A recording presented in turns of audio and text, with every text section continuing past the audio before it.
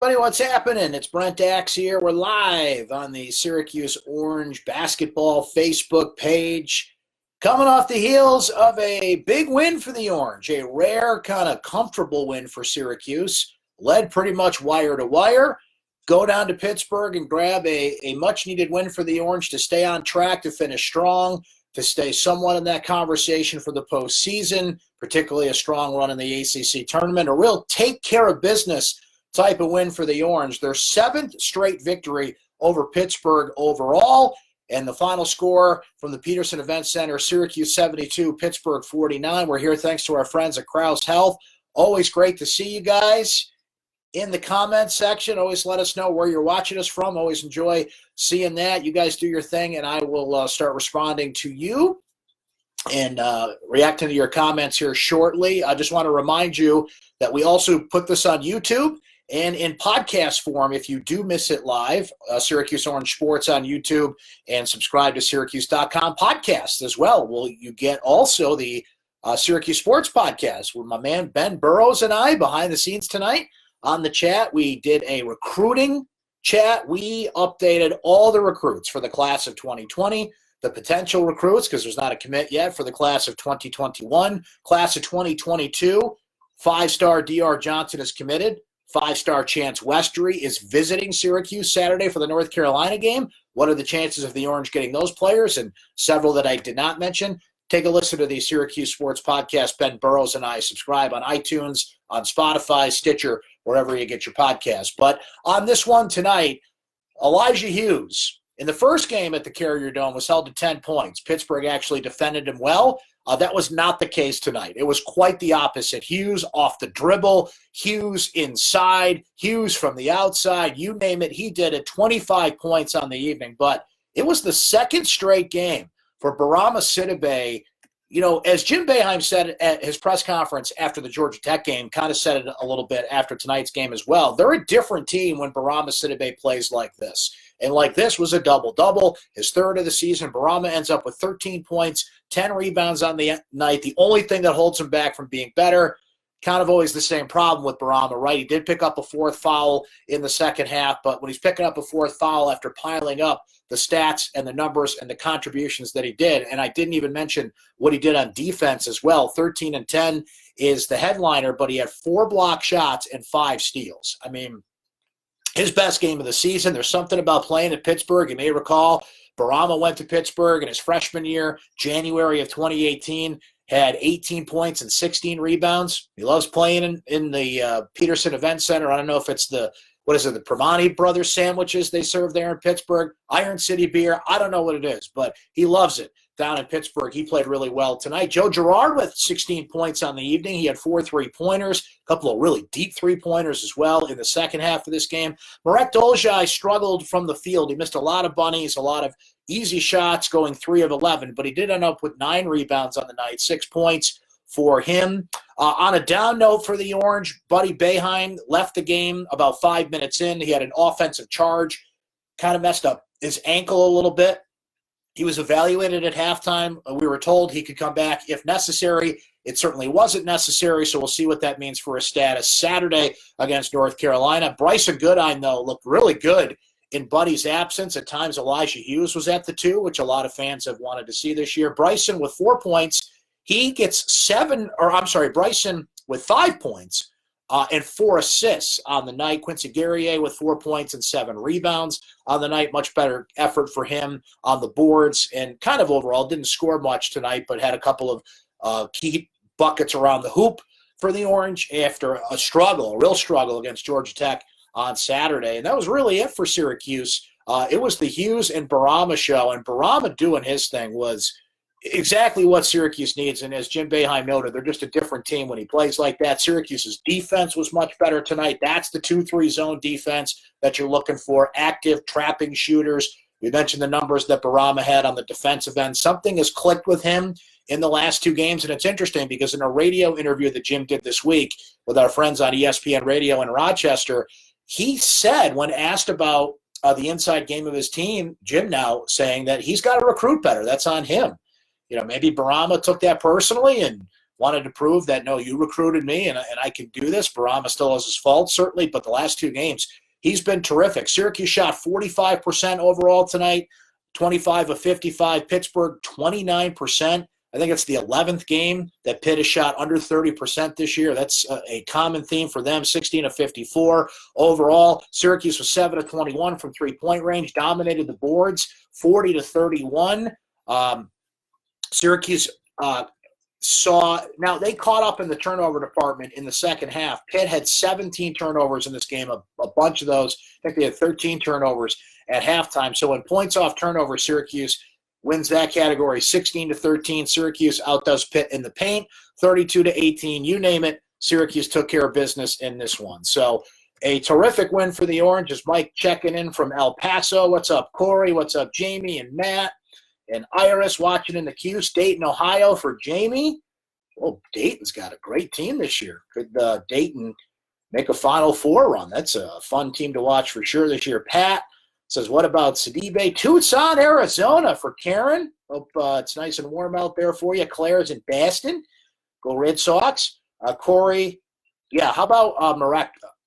2 coast-to-coast plays tonight. He was 3 of 11 from the field. Missed a lot of bunnies, but he had those coast-to-coast plays, and as we mentioned, had 9 rebounds on the night. Dan asking the extent of Buddy's injury. Dan, what we were told is that he could have come back if necessary. I don't think it's serious. They'll evaluate him. I'm sure they'll be cautious with him. I interview Jim every Thursday, so I'll ask Coach Boeheim about it tomorrow. Not that coaches usually offer up a lot of things when it comes to injuries, but Jim has been known to say if it's not serious, it's not serious. So we'll see what Jim has to say about that. But I think Buddy's going to be okay. I think they were just being cautious, and certainly when you've got a big lead and Bryson Goodine is playing well in your absence, you don't want to push it there. As we saw with Elijah's hip injury that he suffered. They didn't want to push it, but when they evaluated it, got some medical x-rays and everything, and saw that they couldn't make it worse. It was just kind of learning how to play through it. That was the smart move, and I think that's what they did with Buddy, so I think he'll be okay. Joe saying, I'll be very surprised if the 2 5-star guys actually end up coming to Syracuse. A lot will change between now and then. Joe, that's a fair point because D.R. Johnson, the 5-star player that Syracuse has committed, if the NBA's one-and-done rule changes by the time he comes in the class of 2022, he's admitted he'd think about it. He would go through that process. As Ben said on our podcast, it'd probably be much better for him to play a year or 2 in college basketball. But that's happened to Syracuse before with Darius Baisley. I don't want to compare the two. They're different players in different scenarios. From what I've heard, Chance Westry wanted to commit with DR, but coaches like you to visit, kind of go through the process and make sure you're all set before making that decision. So a lot could change in 2 years, but you'd rather have that problem than not have any 5-star commits at all, right? So we'll see how that process goes for Syracuse. Chris saying, I like what I saw from Goodine. Chris, I agree. He had the mask off tonight, first of all. And that, when you've got that mask on, it really affects your depth perception. It affects how you play. It's just a weird thing to get used to. Much freer tonight, very confident. Mention the 4 assists that he had in this game. You can tell just those minutes that he got prior to this tonight. He had his spots where he was getting in for Joe and getting a taste of real ACC basketball paid off. He was calm. It always helps when Syracuse has a bit of a lead and he doesn't have to force anything. But I like what I saw from Bryson tonight. I really do. And it's one of those things where you don't want to play the look ahead to next year game. This year's team is not done. And if they finish 4-0 and get to 19-12, get to 12-8 in ACC play, do some damage in the ACC tournament, if the season ended today, they're a 5 seed. So you're knocking right on the door because only 4 teams are getting in at large wise from the ACC. Syracuse, no matter what, I think is going to have to get to the ACC tournament championship game to get back in that conversation. So as it stands today, Syracuse has a chance to be a 5 seed, play a lower seed on Wednesday in what would be their first round game, second round of the tournament overall, and then you're going to get a top seed after that. You got every chance to pick that up, but you want to finish strong beforehand. You got North Carolina Saturday. It's still weird to say, but North Carolina's awful. North Carolina's 3-13 in ACC play. They're the bottom of the league. They've just had this unbelievably bad season by their standards. You don't want to take anything for granted, but it's going to be a great atmosphere at the Dome. A lot of tickets are already sold. The last game in the Carrier Dome as we know it for basketball for the men's team. A couple events Friday night, 2 lacrosse games, the men's game on Saturday, the women's basketball game Sunday, and then it's, you don't have to go home, but you can't stay here. everybody's out of the dome, and the full tilt 7-day-a-week renovation goes into overdrive for the dome as we know it. So that'll be cool, interesting atmosphere. A lot of former players coming back. John Wallace gets his 44 up in the rafters. So there's going to be an electric atmosphere at the dome Saturday. I expect Syracuse to take advantage of that. And then you got BC and Miami after that. All manageable games, all teams with losing records. So Syracuse is going to try and finish as strong as they can here. What would be weird in a strange ACC season is if Syracuse actually had some consistency, won 4 in a row, finished strong, and continue to improve on their defense like they did tonight, just feast on these bad teams that are being put in front of them, and then go into the ACC tournament with a lot of confidence. And as you guys know, having watched Syracuse since they've gone to the ACC, if it's Greensboro, Washington, D.C., Brooklyn, on the moon, it doesn't matter. Syracuse is not a good ACC tournament team. They've had a lot of early exits there. Conference tournament play since they've made that transition. It's always painful when you think back to how great the Big East tournament was. The ACC tournament has not been kind to the Orange. So they've got to buck a trend there and play well at the ACC tournament, which is something that they have not done this year. What else are you guys saying here in the comments? Good stuff. Appreciate you guys coming by as always here on a Wednesday night. Lee saying would have been nice to have given Goodine more time earlier in the season. Proof they can win without Buddy in every last minute and even hold a lead. You know, it's tough with Buddy because when he shoots well and he gets going, he's your biggest three-point threat, but you got to do more than shoot threes. And I think tonight did prove that, you know, Buddy does not have to play 38 minutes a game. That's for sure. Let's see. Chattanooga, Tennessee, Lexington, Kentucky. Appreciate you guys checking in from there.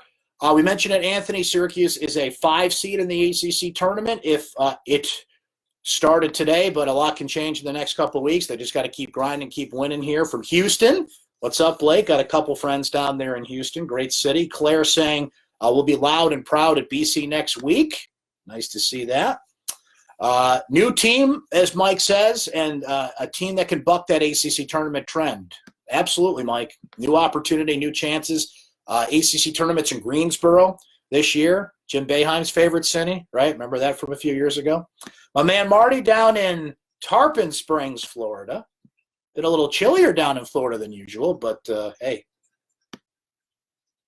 We got in certain areas up here, not where I am, thankfully, a little more up north, but our friends in Lewis County and up north of Onondaga County here in central New York about to get about 2 or 3 feet of snow this weekend. Blizzard warnings up north, and they love it up there. They love to go snowmobiling and do the thing, so they're happy about it, but yeah, they can have it. We're fine down here without it. Ed saying Cuse needs consistency, win the next 3, and at least 2 wins in the ACC tournament to be in consideration for the NCAA tournament. Absolutely agree with that, Ed. They just don't have the wins. They don't have a top 50 win. They don't have any non-conference wins of significance. Their best ACC wins Virginia. Virginia's top 4 seed. That doesn't hold enough water on its own. They've got to add one. And take care of business Wednesday. You know, you're going to get like the seedings are kind of up and down at this point. But I think our friend Chris Carlson wrote about this. Yeah, I've got it right here. So on syracuse.com right now, Chris Carlson's going to be tracking this over the next couple of weeks, kind of what the ACC tournament would look like today.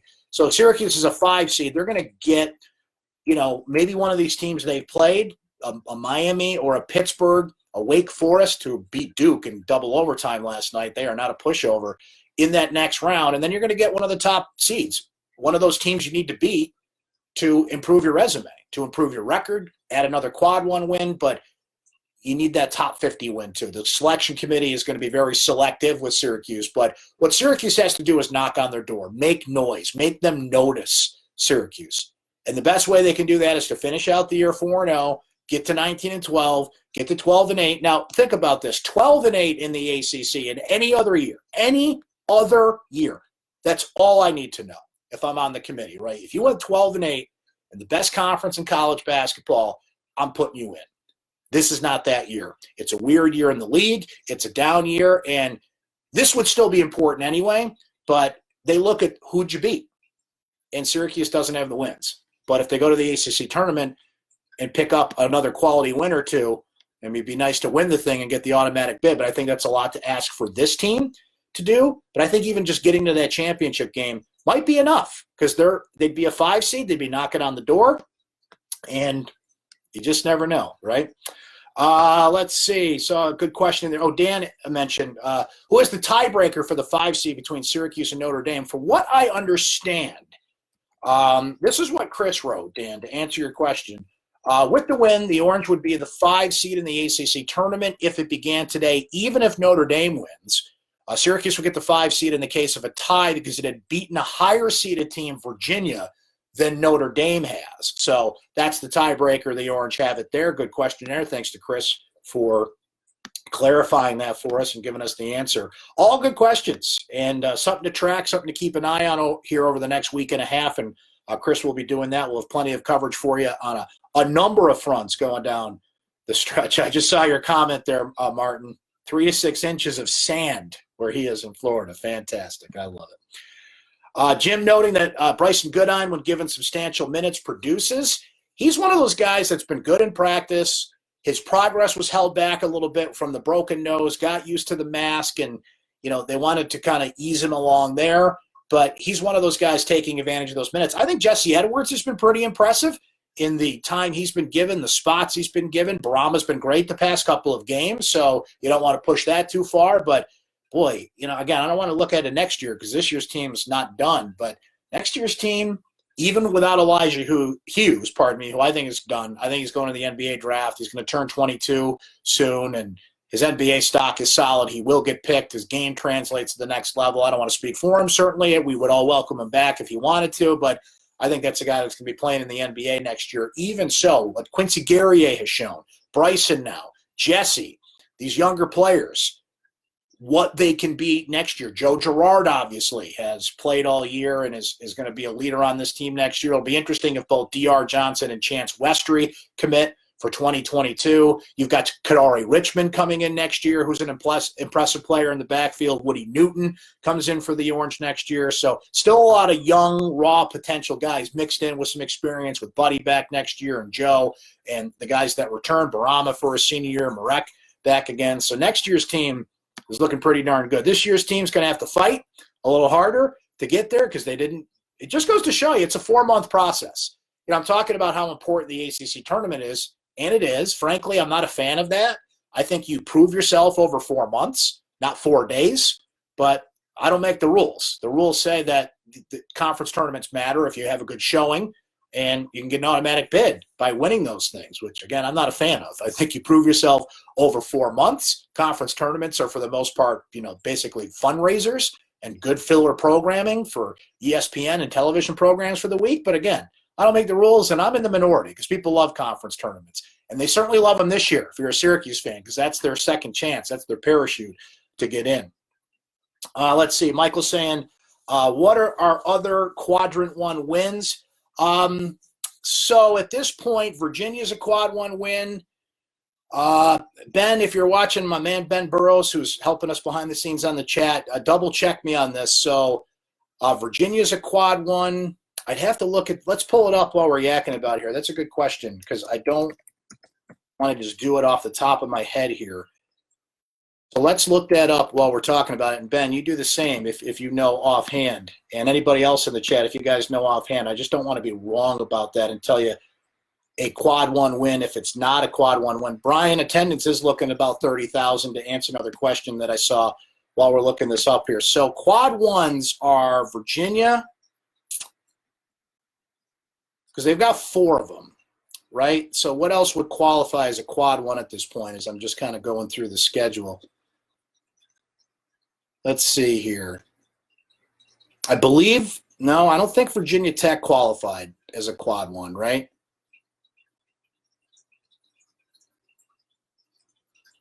So pardon me, folks, while I'm just kind of going through. So Notre Dame, Ben, double check me, but I believe Notre Dame is one. I believe Pittsburgh the first time around was a Quad 1.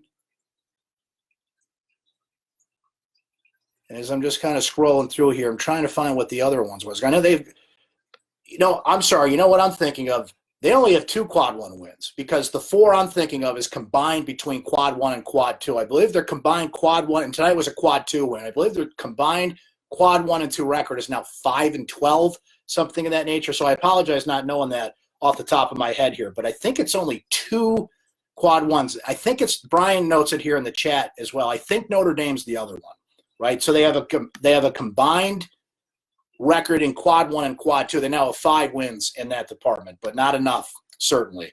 And no matter what they do down the stretch here, they can't.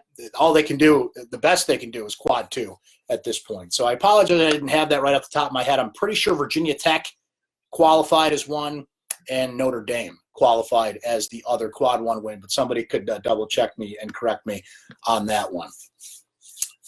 I'll tell you what. What do you say we end it there for tonight? Always appreciate you guys coming by. We will do this again on Saturday. 4 o'clock tip time. So right after the game, we will be here live. We will put this up on YouTube and in podcast form as well. If you can't, I'll catch the live chat here right after the games. Thanks to Krause Health, as always, for joining us. Thanks to Ben Burrows behind the scenes. My big thanks to you, of course, for coming by, hanging out, and watching with us here. 72-49 the final score. Syracuse gets a needed take care of business win. There's 3, can you believe it? Only 3 games left in the regular season. Carolina Saturday, BC next week, Miami to close it out, and then it's ACC tournament time. We'll see how far Syracuse goes in that. So one way or the other, we're coming down the stretch, and it's going to be interesting to see how the Orange finish. They got off to a strong start tonight behind Barama Sidibe's double-double and Elijah Hughes with 25 points. Thanks for hanging with us here. We will come back Saturday to do this whole darn thing all over again. Enjoy the rest of your week, everybody.